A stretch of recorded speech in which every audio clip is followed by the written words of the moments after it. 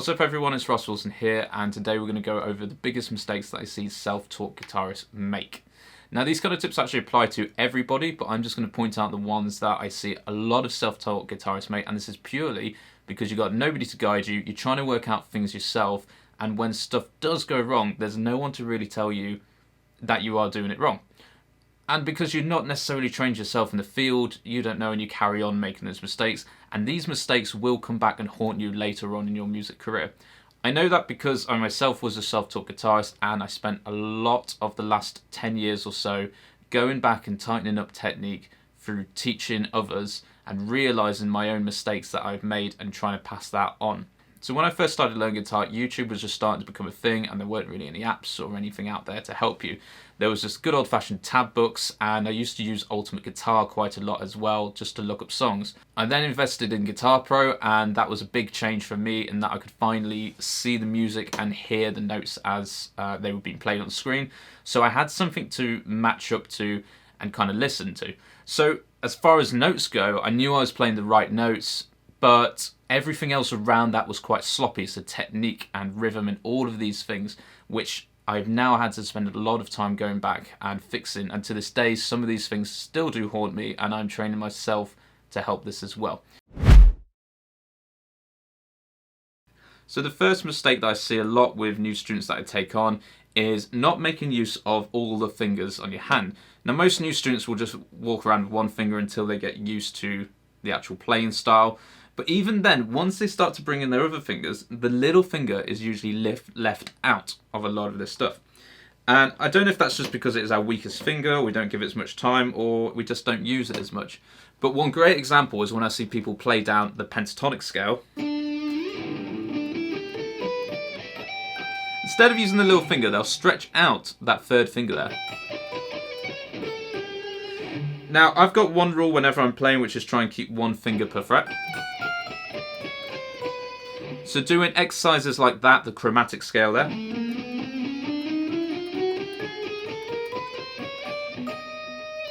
really helps to just train up every one of your fingers to the same strength. Now, where this is going to affect you later on in life is when you move away from doing those kind of pentatonic licks into the diatonic side, and you suddenly find yourself having to use your little finger for that.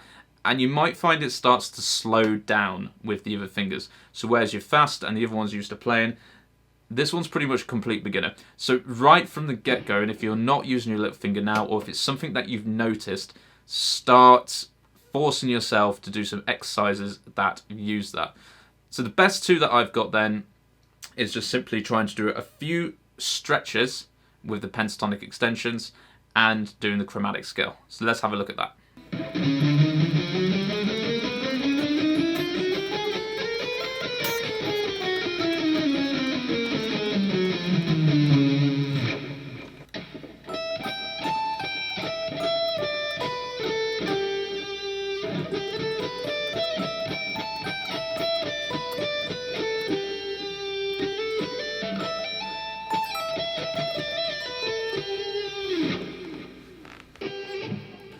So by doing that last pentatonic exercise, especially there, you're kind of already adopting the same style that you do with that stretch, but you're just popping that little finger on top and getting used to why you would be doing this. So that last exercise in particular there with the pentatonic stretch up is just kind of taking what you're already doing with the pentatonic scale and adding that little finger on top. Yes, there are contexts where we will want to actually stretch our fingers beyond the frets, but this is just a way to knock it out of your head that the little finger is there and it should be used as well. Whenever you're approaching any kind of scale, make sure you stick to that one finger per fret rule where possible there. And make that little finger a dominating part of any sequence that you do. It needs to train up exactly the same as the rest of your hand. So the next mistake that I see a lot of self-taught guitarists make is that they only ever learn vertical scales. Now, vertical scales are great when you're first learning and getting into them, but when it comes to improvising, they can be pretty useless because they restrict you down to one end of the fretboard there. So when you're trying to noodle or improvise around that, there's really limited options and you've got the whole rest of this fretboard as well. That takes the same amount of effort to learn a horizontal pattern, but you can also practice these wider kind of reaches, incorporating that little finger a lot more that we talked about at the start.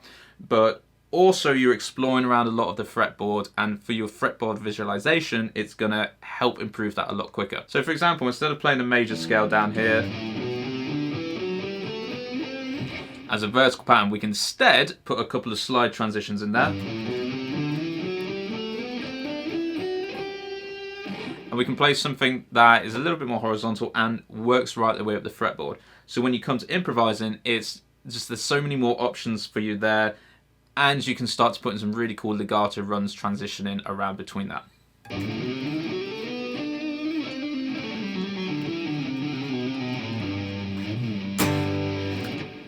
So again, wherever possible, try and learn that every scale is a horizontal pattern. I think out of all of the scales that I do, the pentatonic minor is probably the only vertical pattern that I actually use quite a lot.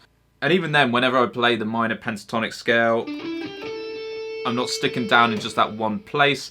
I'm actually moving around between the different box shapes.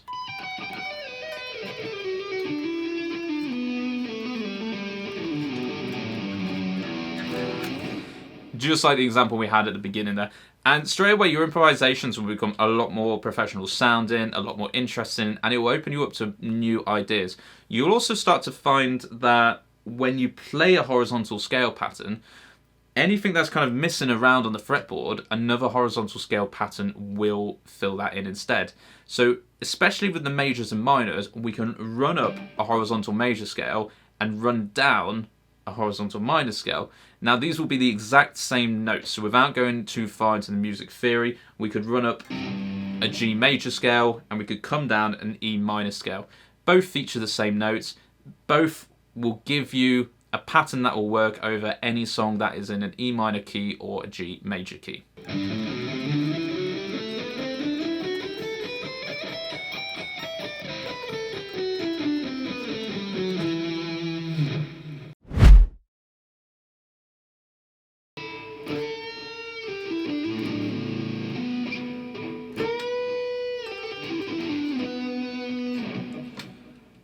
So what's the difference between those two there then? The second tip is not focus enough on technique. So a few techniques in particular, such as bends. When I hear people do bends and they're first trying to experiment around the first time, you'll do exactly what I did, which is just bend the string without really knowing why we're bending the string. Now this is a great example of not focusing enough on actually learning the techniques and concentrating more on just playing the songs and solos you want to. Whereas that's good that you just want to play the solos, I understand that, it's the motivation behind why you're trying to learn guitar in the first place.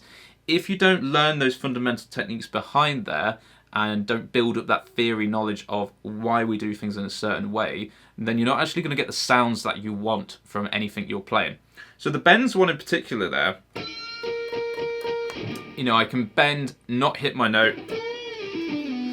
To a non-musical ear it might sound fine, but to a musical ear you'll hear that note's not quite there and you kind of get that sloppy playing from it. So whenever you're tackling a new technique or you see a new technique pop up in a song that you're doing, make sure you take some time to actually sit down and properly learn how to execute that.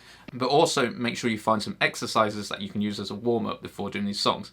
So let's say you're learning a solo and it has a lot of bends in. Rather than just diving straight in, trying to play the solo and all of this, start your warm-ups with a couple of exercises purely focused on bends. And you do that technique focus before you end up playing anything in the solo. That will stick in your mind, stick in your fingers, and then it will come out in the solo a little bit more. So this applies to any kind of technique, especially excess noise is another one there. I see a lot of self-taught guitarists not focusing too much on trying to get a clean sound, again trying to play fast, trying to play what they want, but with so much excess noise around it. And a lot of that can be either pick control or just a little bit of a lazy technique in this hand. Again, when I was learning, my problem was with this hand here. I had a bit of a lazy technique where I fell flat down, and that causes me just to catch a couple of the strings. If you know you've got techniques in particular that you want to look at and focus on, or you just want to incorporate some of these exercises in, then please do check out the Patreon page where you can get all of my ebooks with many examples of any technique, rhythm and lead that will help you out. You can also get all of the tracks and everything from this session and every one of my guitar lessons. There's also exclusive bonus content and much more stuff that's over there that I'm trying to keep updated weekly at this moment. So the next one that I see a lot of self-taught guitarists not pay enough attention to is rhythm. Now, whenever I listen to, again, new students that come in, they'll play to me and generally they're on the beats. They're mostly changing in the right place. But what's happening in between the beats is quite sloppy because they've never taken the chance to actually sit down and put a rhythm-focused technique into their practice routine. So if you're not doing it already, start practicing with metronomes and start practicing with drum backing tracks. Make sure to do both of them. Beyond that, try recording yourself as well. So when I was first recording in university, I realised this very thing. I listened back to a recording myself. I felt like when I performed it, I hit all the beats and everything was fine. Listened to it back and looked at the actual waveform and realised so many of my strikes in between the beats, so within the bar itself, were just way off from where they should be, which meant in order for me to improve that, I had to really sit down with the metronome, the click track for that recording, and re-record everything.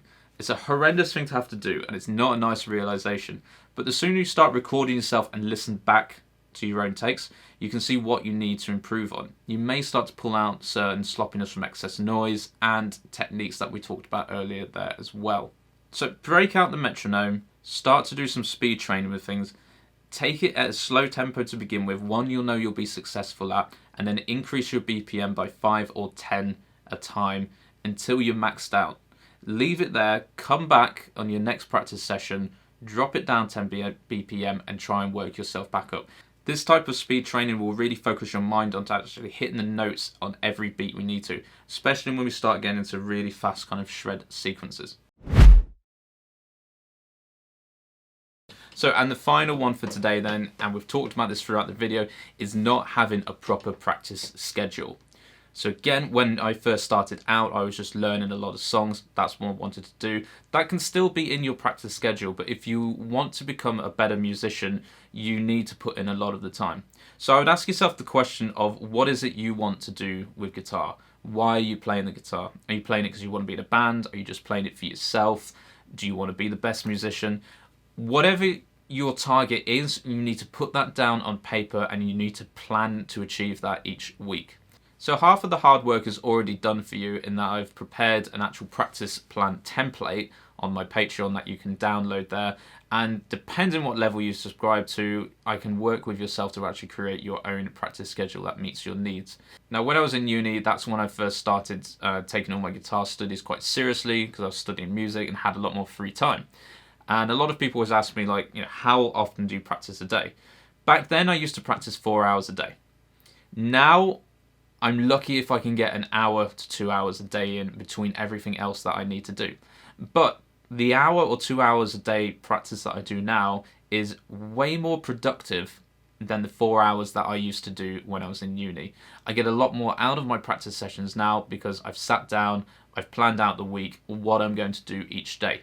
An example of this might be having a warm-up routine, which will incorporate warm-ups that specifically will help a technique focus that we will do after that. So if my focus for the day is legato, I will do some hammer-on and pull-off warm-ups.